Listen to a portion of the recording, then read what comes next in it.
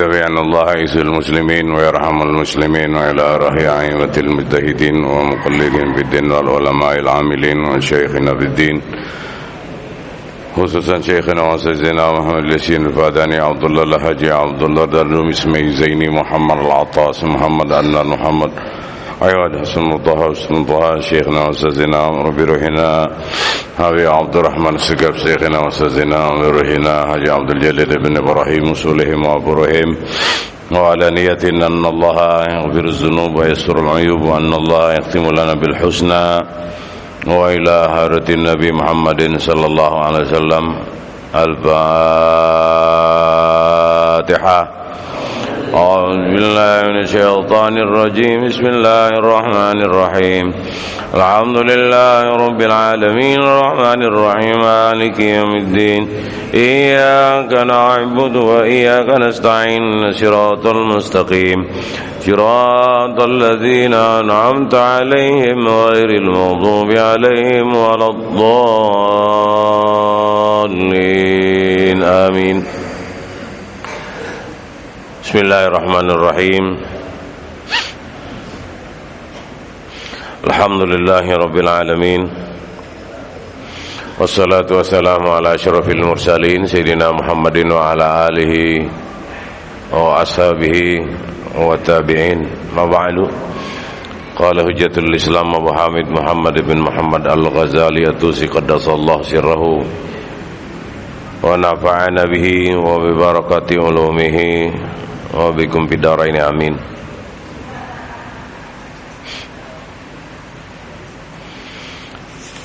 Qala Allah Ta'ala bamasaluhu kamasalil kalbi in tahmil alaihi yalhas aw tatrukhu yalhas fakadzalikal fajir al-alimul fajir fa innal am utiya kitabullahi ta'ala fa khalada fis sahawat wa sabbaha bil kalbi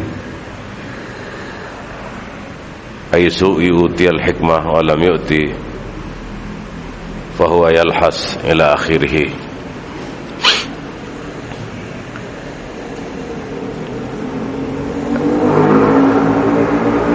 Ketika Nabi kita sallallahu alaihi wasallam masih ada dan berada di Madinah,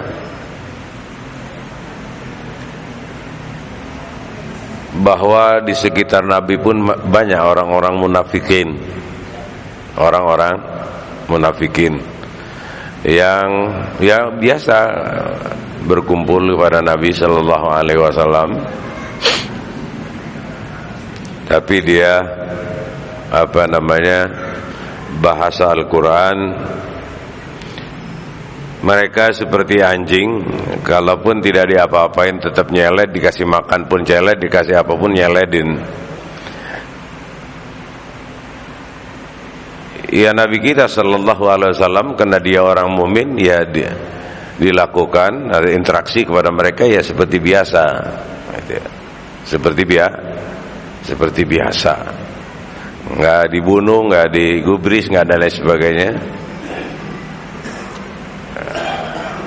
Bahwa di zaman Nabi saja ada manusia-manusia munafik, apalagi di zaman sekarang. Maka jangan ya artinya wah ini mau orang baik-baik semuanya, tidak ada orang munafiknya. Ada orang baik di kepemerintahan, di ormas, di apa pasti akan ada orang munafik. Fahzaru, hati-hati. Maka tidak boleh semua rahasia kita kasih tahu orang. Kita seperti buku yang terbuka dibaca oleh orang, nggak boleh. Tinggalkan sebagian rahasia yang tidak boleh diungkap kepada orang lain, karena nanti khawatir didengar oleh munafik, maka rahasia itu akan keluar ke orang lain.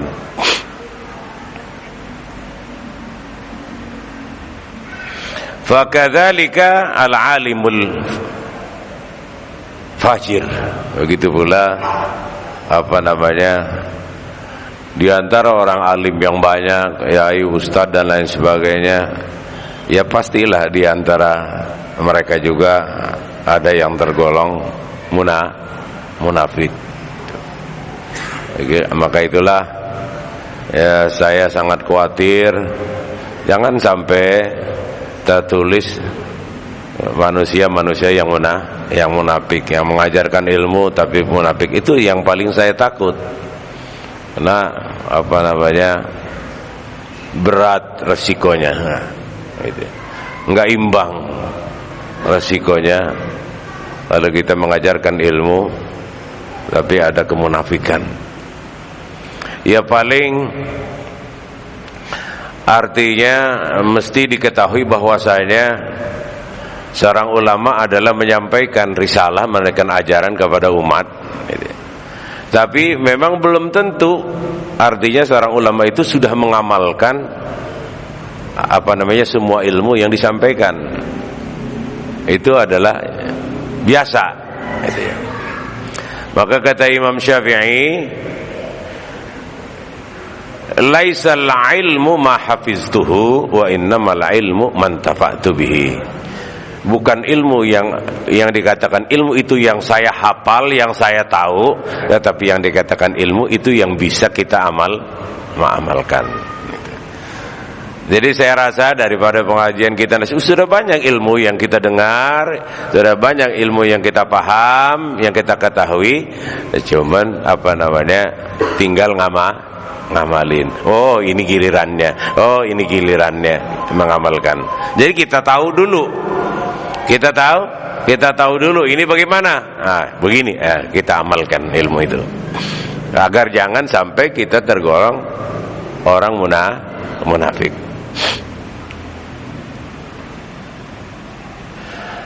Wa qala Isa alaihi salam, masal ulama isu ka masalis sakhratin waqa'at fi ala famin nahri la hiya tasrabul ma' wa la hiya tatrukul ma' yakhlusu ila zar'i. Kata Nabi Isa alaihi salam, contoh ulama brengsek adalah sama juga batu besar ngganjel di di mulut sungai. Dia nggak bisa minum itu batu, gitu kan, dan tidak membiarkan air itu mengalir untuk sampai kepada tanaman. Itu beratnya jadi ulama tuh begitu. Kebanyakan ulama-ulama ini tidak baca ini, dia nggak baca, maka dia nggak merasa takut. Gitu. Bagaikan batu besar yang menutupi mulut sungai, sungainya nggak mengalir untuk bisa manfaat, gitu kan? Dia juga kagak bisa minum, tahu doang. Maka celakalah ulama ya semacam itu.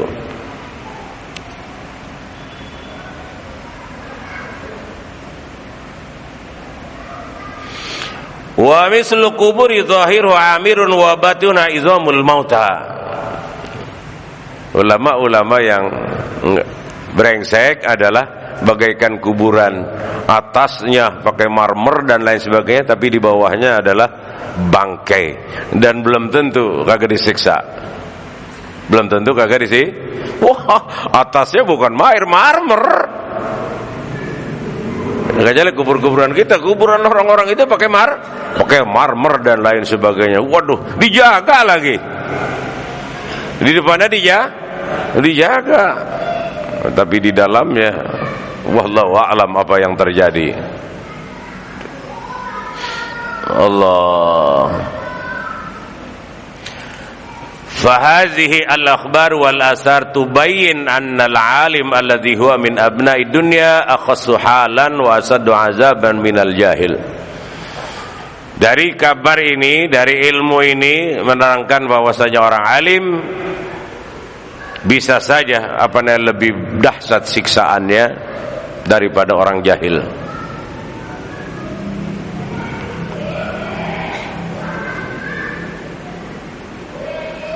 Bahkan akan disiksa sebelum penyembah berhala, sebelum penyembah batu, kan repot.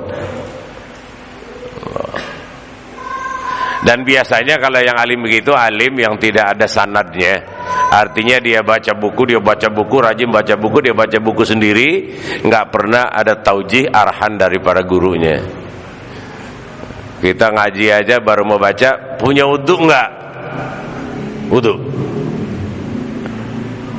Duduknya dengarnya, kita diajarin begitu. Artinya nggak sembarangan baca kitab ini. Kalau ndak punya wudu ndak boleh, wudu dulu, duduk yang benar. Jadi iya kan. Nah ya, kalau yang timbang baca buku, dia dibaca, malakahnya kuat, ingatannya kuat, dia banyak punya ilmu, tapi tidak pernah diarahkan oleh guru, ya bisa-bisa jadi ulama-ulama yang brengsek. Dia boleh baca sendiri. Man lam yakun lahu syekhun fasyaitanu syekhuhu. Siapa orang alim, bisa ngaji, bisa banyak ilmunya, tapi tanpa guru, maka gurunya adalah syaitan. Itu.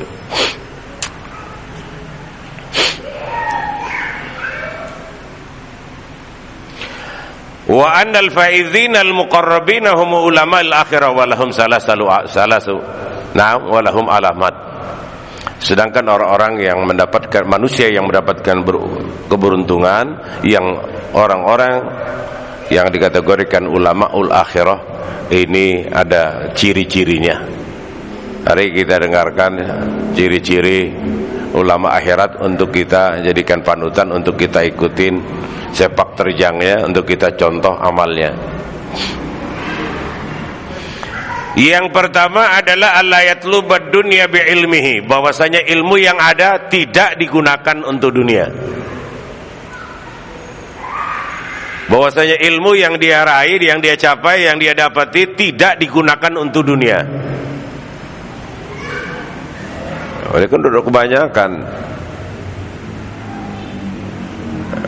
ulama dengan ilmunya senggol kanan, senggol kiri, bangun rumah, beli mobil, waduh, rumahnya udah kaca mulu. Rumahnya udah kaca mulu. Dan kalau dihitung-hitung, waduh, dia nggak dagang nggak apa kalau dia bisnis, atau ketahuan kagak. Senggol kanan, senggol kiri, bangun rumah, beli mobil, rumahnya kaca mulu. Dia artinya dengan ilmunya dia cari dunia.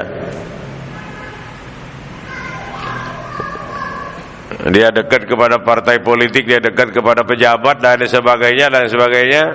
Yang dipastikan bahwasanya uang yang dapat dari mereka paling tidak subhat, tidak mungkin halal. Paling tidak subhat. Dari mana halalnya?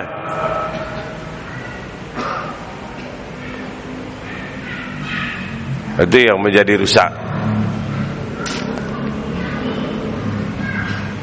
Fa inna aqalla darajatil alim ay yudrik haqaratad dunya wa qasataha wa qudrataha wa qadurataha wa insiramiha wa azmil akhirah wa dawamuha wa safa'u naimiha wa jalalatu mulkiha.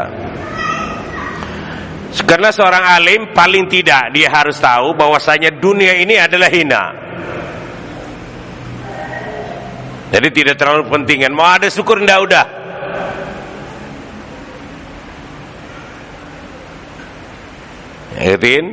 Yang pertama itu adalah Allah yatlubud dunya bi ilmihi, bahwa ilmu yang ada tidak digunakan untuk cari kekayaan.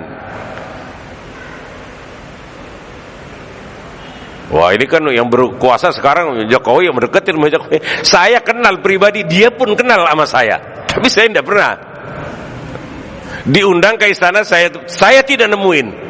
Dia biasa aja, dia latar-latar, nggak mau, takut dibagi duit, dibagi duit. Ini bagaimana jadinya? Itu takut dibagi duit. Dan di Twitter pun saya berteman, begitu, tapi enggak. Nah, itu takut dibagi duit. Kenapa? Duitnya pasti subhat, nggak ada yang halal banget.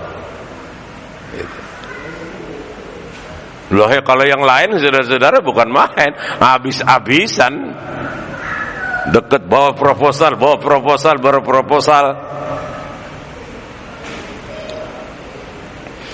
dan mengetahui bahwasanya dunia itu adalah hina, keruh, dan cepat atau lambat sebanyak apapun akan akan meninggalkan kita dan atau kita tinggalkan.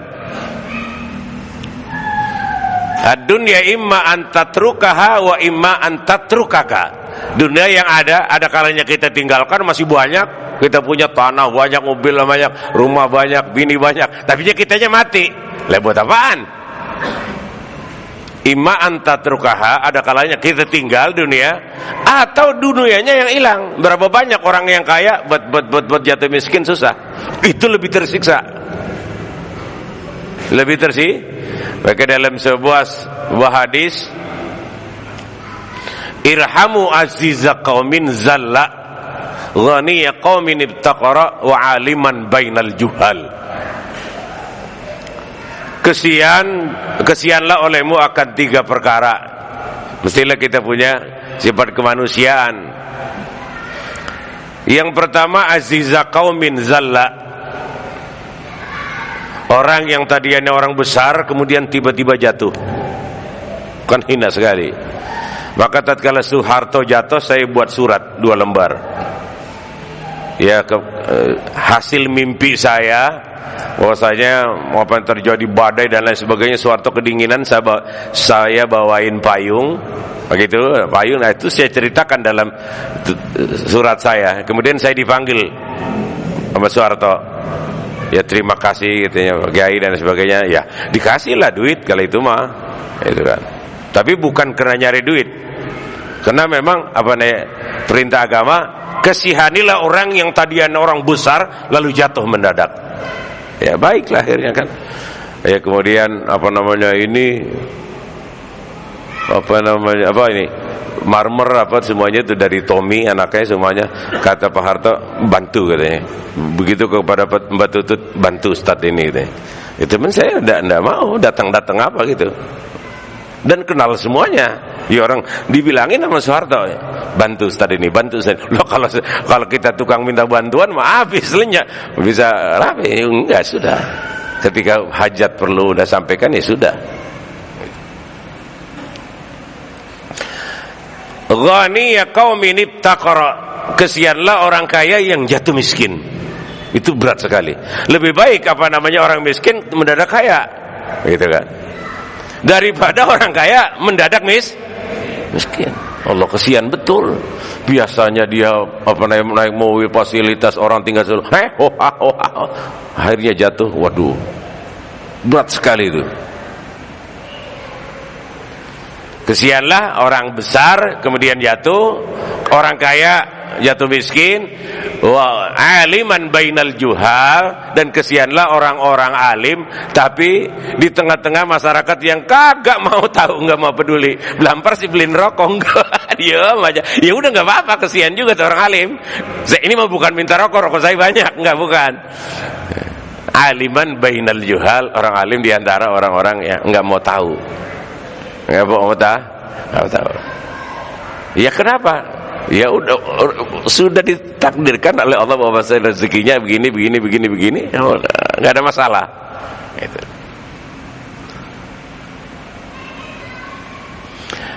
Wa annal akhirata dawamuha wa safa'u naimiha wa jalalatu mulkiha. Bahwasanya akhirat adalah yang bersih. Kalau yang di dunia kotor. Kita punya duit 1 miliar, ada kotornya. Ada kotor, 2,5% harus keluar. Kalau enggak, kotor terus. Apabila kita makan, maka kita makan kotoran. Itu kalau uang gitu. Tapi kalau akhirat yang ada 10.000, wah itu yang paling bersih. Itu yang paling dan abadi. Wa annal akhirata khairun wa abqa. Sesungguhnya akhirat itu yang bersih, yang lebih baik dan kekal abadi. Walaupun hanya 10.000, itu akan kekal, akan berlipat ganda.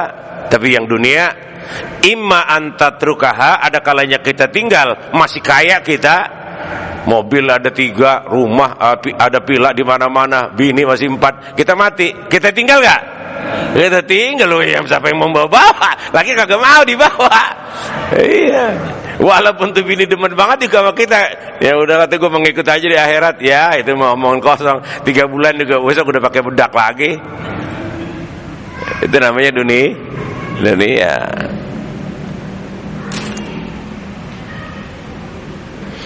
Wa ya'lam annahuma mudadatan.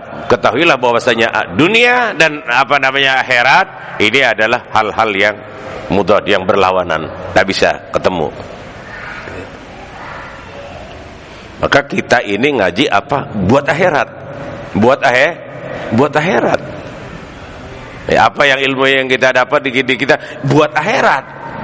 Bukan buat dunia. Masa menjadi dukun? Kan kagak.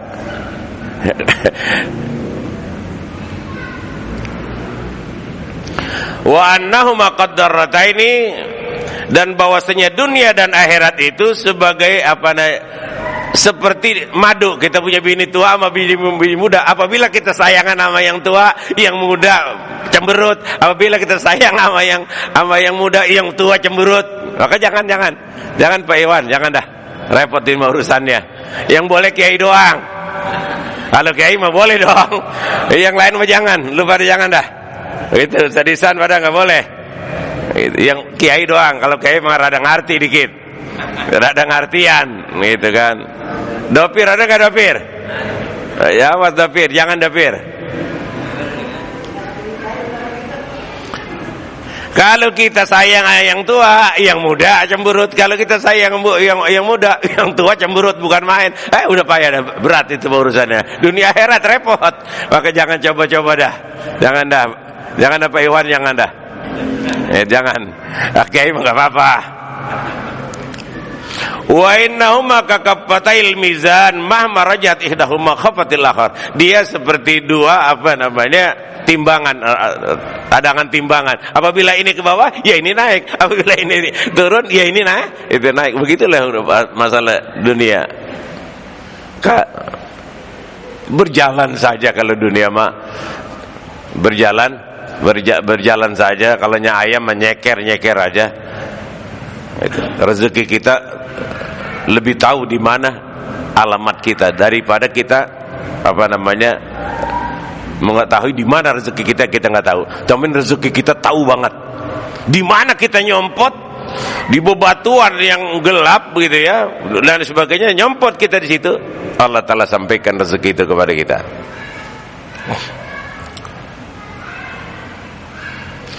Wa annahuma kal masyriq wal maghrib, bahwasanya dunia dan akhirat adalah bagaikan timur dan barat, nggak bisa ketemu. Kita pergi ke timur, kita tinggalin barat. Kita pergi ke barat, ninggalin timur.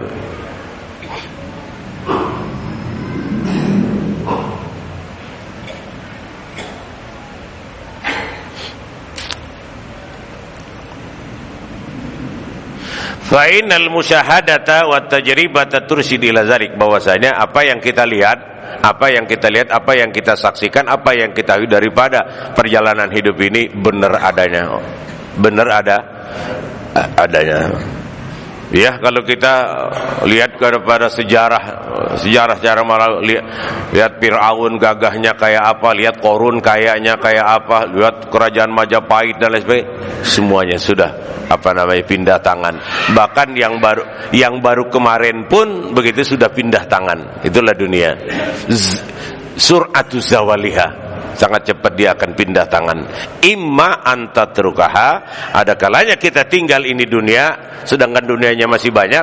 Ada kalanya dunianya ninggalin kita. Ad-dunya atiyah, dunia ini, harta ini adalah atiyah.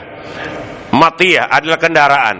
In awsalatka, kalau kendaraan itu bisa nyampaikan kita kepada tujuan, ya ini akhirat, maka baguslah dunia itu. Tapi wa in rakibatka, kalau dia nabrak kita, itulah yang celaka. Kalau dunia ini bisa menyampaikan kita ke akhirat, ada kita rezeki, kita buat akhirat, ada yang lagi kita buat bangun masjid dan lain sebagainya. Awsalatka, dunia ini akan menyampaikan kita kepada akhirat. Tetapi kalau dunianya ini tabrak kita, nguasain jiwa kita, ahlakatka, bisa mencelakakan kita. Celakalah.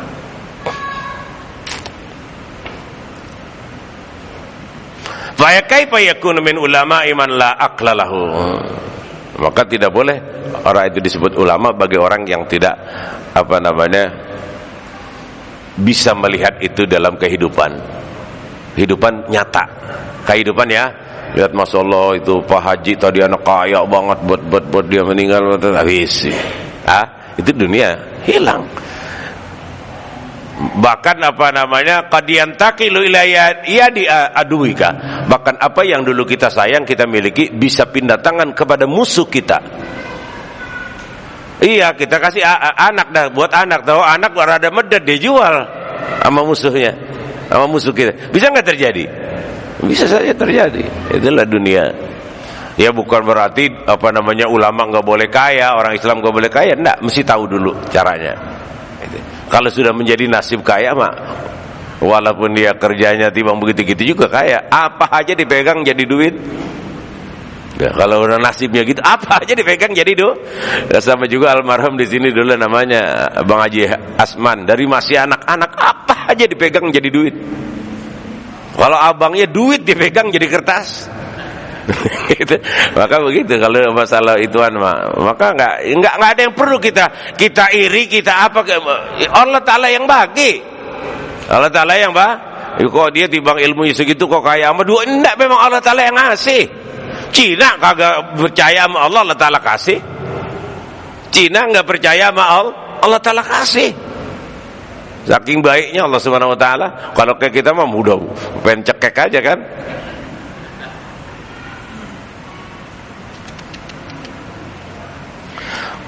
Wa man la ya'lam azma amri al-akhirah wa dawamiha bahwa kafirun maslubuliman. Siapa orang tidak tahu tentang kebesaran urusan akhirat dan abadinya, maka orang itu kafir, imannya sudah dicabut.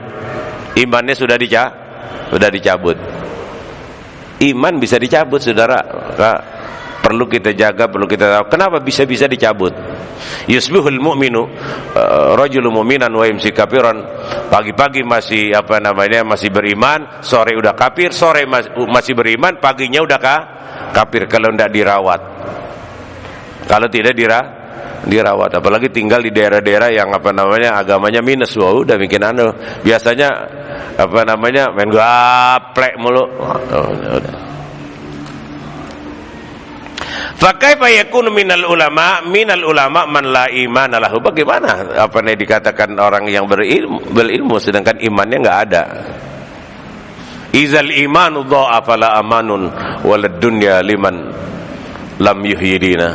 Izal imanu apabila iman itu hilang, fala amanun, sudah tidak ada lagi perahu penyelamat, dia akan tenggelam. Walad dunya liman lam yuhdina. Tidak ada arti kehidupan dunia ini bagi manusia yang tidak mau menghidupkan agama, minimal kehidupan agama dalam sehari-hari. Enggak ada artinya. Izal imanu fala amanun walad dunya liman lam yuhdina. Apabila iman telah sudah dicabut, maka tidak ada aman lagi. Mau kemana juga lo pasti udah celaka. Walad dunya liman lam yuhdina. Tidak ada arti kehidupan dunia yang Allah Ta'ala kasih kepada kita bagi manusia yang tidak mau menghidupkan agama. Wallahu subhanahu wa ta'ala alam.